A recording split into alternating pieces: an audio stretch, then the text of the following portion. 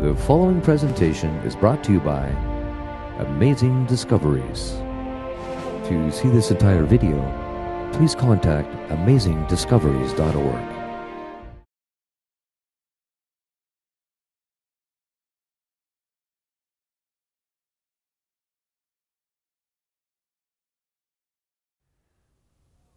I've titled tonight's lecture "In the Mists of Time," and that's a nice sort of misty background over there. The Mists of Time is a lecture on Daniel chapter 2. I am God, and there is none like me, declaring the end from the beginning, and from ancient times the things that are not yet done. Isaiah 46, verses 9 and 10. So God says, I will tell you ahead of time what will happen from the beginning right until the end of time. And in Daniel, we have a key to the book of Revelation. In fact, the two books, Daniel and Revelation, go hand in hand. The symbolism that we find in the book of Revelation is actually borrowed from the whole of the Bible, but the images are borrowed from the book of Daniel specifically. Jesus says in Matthew 24, when he was questioned about the signs of the end, that we should study the book of Daniel in particular. It states that in Matthew 24. And of course, in the book of Revelation, it also says, blessed are they who read and take to heart what is written in this prophecy. So, the end-time books, those that have the sweep through history telling us the events as they will unfold, will be found in these great books of the Bible.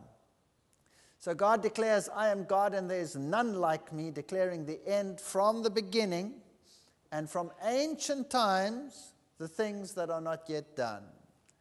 Either this is so or this is not so. Now there are many symbolic symbols used in the Bible, and we can get very confused if we don't apply the right principles to what we are listening to. You have to apply biblical criteria in order to understand Bible prophecy. We cannot just take a symbol out of the air. For example, the Bible speaks about a beast. In Revelation, it talks about a beast. It talks about a mark of a beast. It talks about something that must be put into the hand and into the forest, and this represents the mark of the beast, for example. Well, what is the beast? You can do anything with that word beast. You could say, like many in the world say today, the beast is a computer.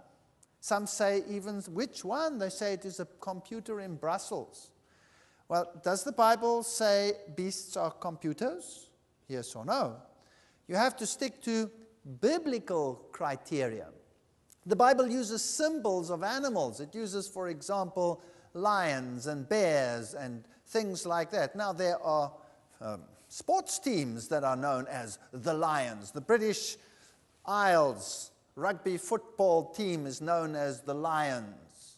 So am I to read into the Bible that the British rugby football team is going to play an important part at the end of time just because it says the Lions? Or the Bears, that's another sporting team. Is that going to be a criterion? Of course not. We have to use biblical criteria in order to deal with biblical things.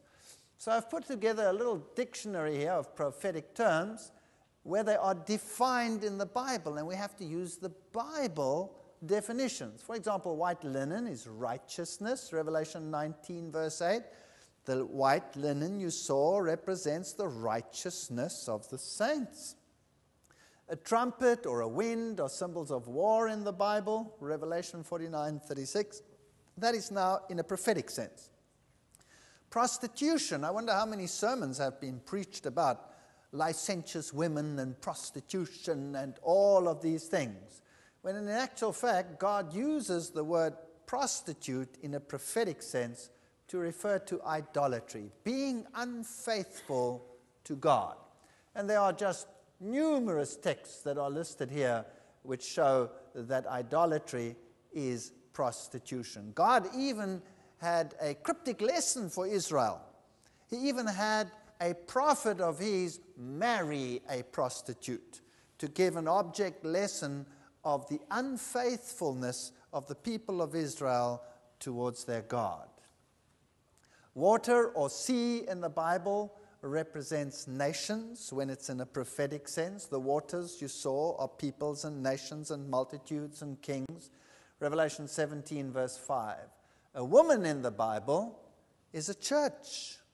Ephesians 5, 22 to 24, 2 Corinthians, Jeremiah, Isaiah, Hosea, John, all of them refer to the symbolism of a woman representing the church. Christ is the bridegroom, the church is his bride. Zion is a symbol of God's people, Isaiah 51:16, and a beast in the Bible, in a prophetic sense, is a kingdom. Daniel chapter 7 verse 17 says, "And the beasts which you saw are kingdoms," or kings. And a king stands for a kingdom. So it's not a football team, and it's not a computer, it's a kingdom. That's it. So if someone has a mark of the beast, then it is a mark of a kingdom. That's what it means. It cannot mean anything else. We have to stay with the Bible. A horn in the Bible also represents a king or a kingdom. So out of a kingdom can arise a number of horns. That means the kingdom will disintegrate and many kingdoms will arise out of that kingdom.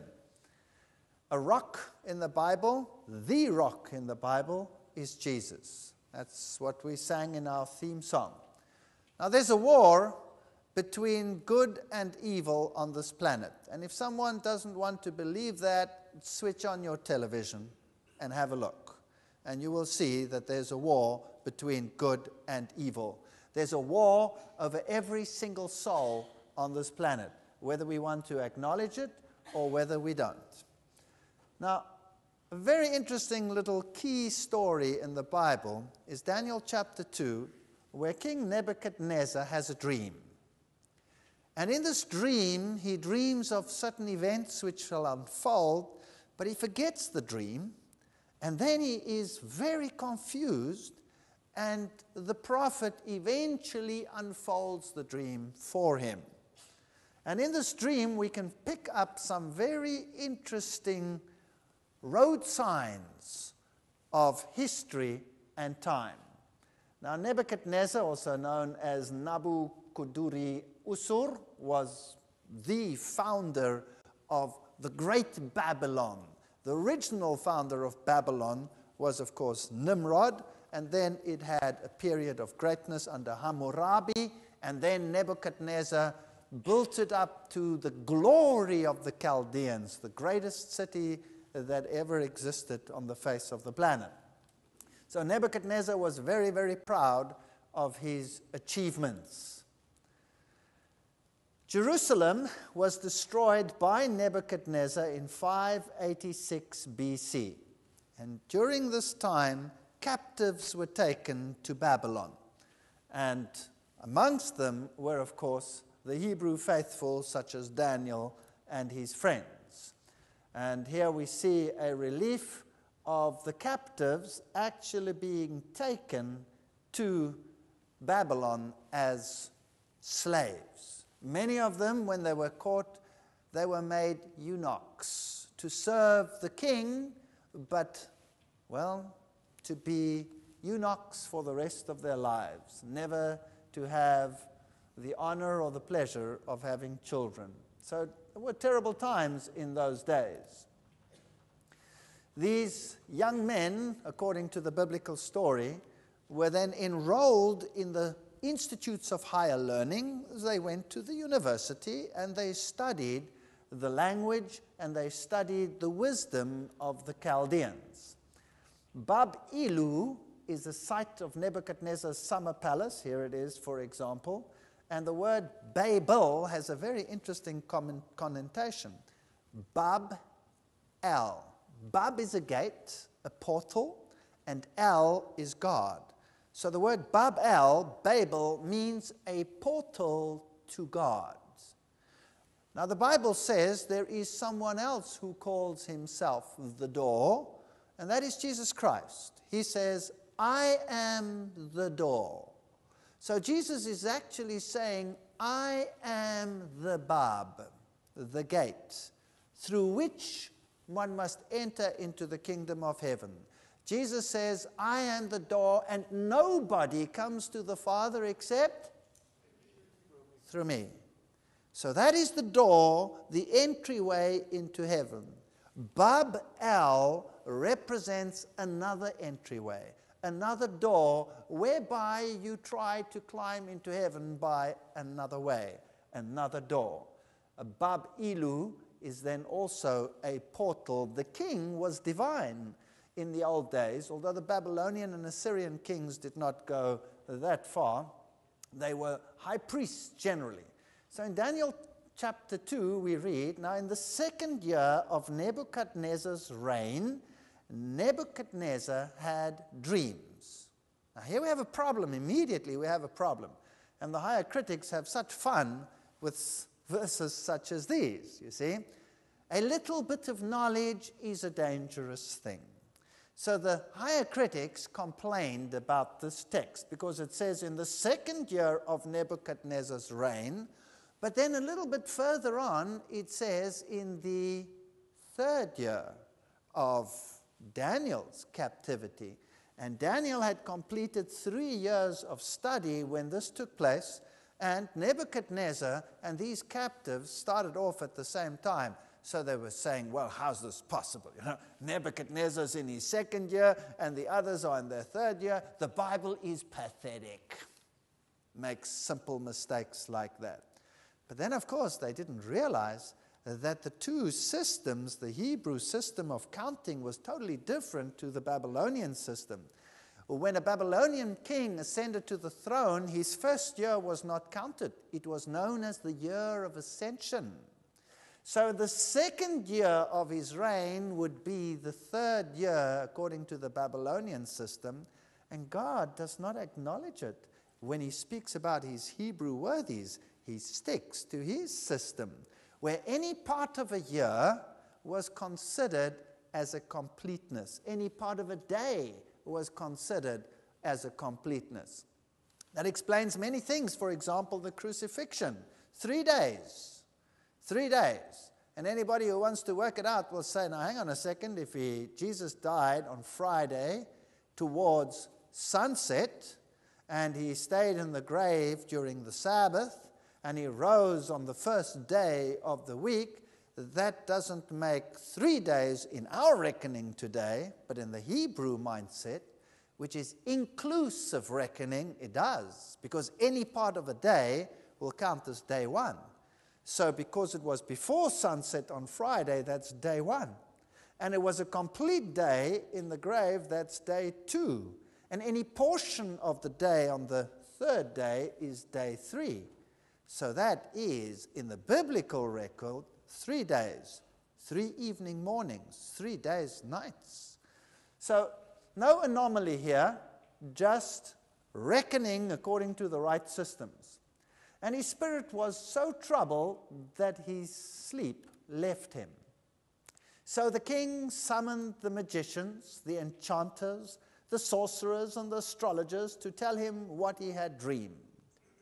And when they came in and stood before the king, he said to them, now, you know, in our modern times, we believe, how primitive.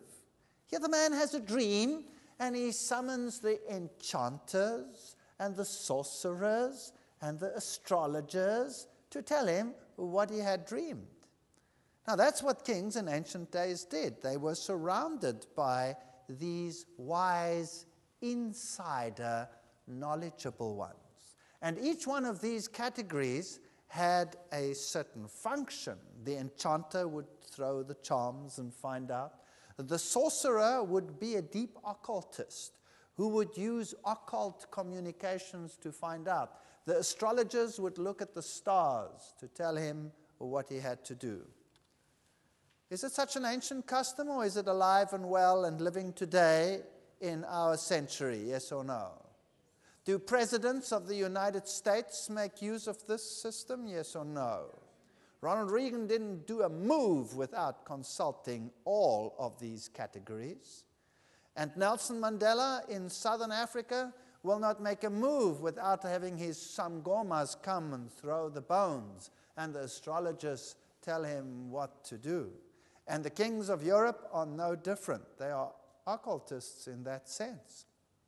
You can just study what the kingdoms do and what the kings and queens of England do, for example, and how they communicate with the spirit world in order to find out what they should do. Does not Prince Charles consult Mountbatten, who is already dead, when he has something important to do? Well, nothing has changed. Don't think that this is an ancient custom. This is a present-day custom, very much so. And the analogy tells us that things have not really changed. So all of these wise people came to the king, and he said to them, I have had a dream that troubles me, and I want to know what it means. Daniel 2, 1-3, the NIV. The King James actually says, this thing has gone from me, which means I cannot remember it. I cannot remember it, but I know it was vitally important. So please, if you really are what you say, then you must tell me what this means. The king answered and said to the Chaldean, this thing is gone from me. If you will not make known unto me the dream with the interpretation thereof, you shall be cut in pieces, and your houses shall be made a dunghill. Ancient kings had much power. When a king spoke, that was it. You remember the book of Esther? If the king did not hold out his staff to whoever came in, that person was dead. He was dead. He was killed on the spot. He was taken out and executed if the king didn't give him the right to enter and to speak. Verse 10 says, the Chaldeans. Now, who are the Chaldeans? The Chaldeans are the learned ones. Those are the highly educated ones, the astronomers, the brilliant ones. And we have Chaldeans today. Some religious orders concentrate their most intellectual, most educated people in the world into certain orders, which actually run many of our universities. And the very top universities in the world, the highest universities that we have in the world today, are run by categories of people that today would be the exact equivalent of the Chaldeans. Nothing has changed. So these are the educated ones, answered before the king and said, there is not a man upon the earth that can show the king's matter. Therefore, there is no king, lord, nor ruler that asks such a thing at any magician or astrologer or Chaldean. See the different categories? All of them were not able to do this. It is a rare thing that the king requireth, and there is none other that can show it before the king except the gods, whose dwelling is not with flesh. So God actually removed this thing from this king's mind so that he would not be able to just recall it, and also to expose all of these categories of people. Verse 12, for this cause the king was angry and very furious, and commanded to destroy all the wise men of Babylon. All. Now obviously that included all of those that had received this higher learning, which would then have included Daniel and his friends, because they had completed their education at the Babylonian Institute of Higher Learning. So all of them were sentenced to death on one day, just because they could not answer the dream. When Daniel heard that they were all going to be put to death, he went to Ariel, the king's guard, and said, is there any way that I could speak to the king? And after he had given permission, Daniel returned to his house and explained the matter to his friends, Hananiah, Mishael, and Azariah, Mishael. Very interesting names here, actually. We haven't got time to go into all the details, but there's even a typology in the name of events as they will unfold.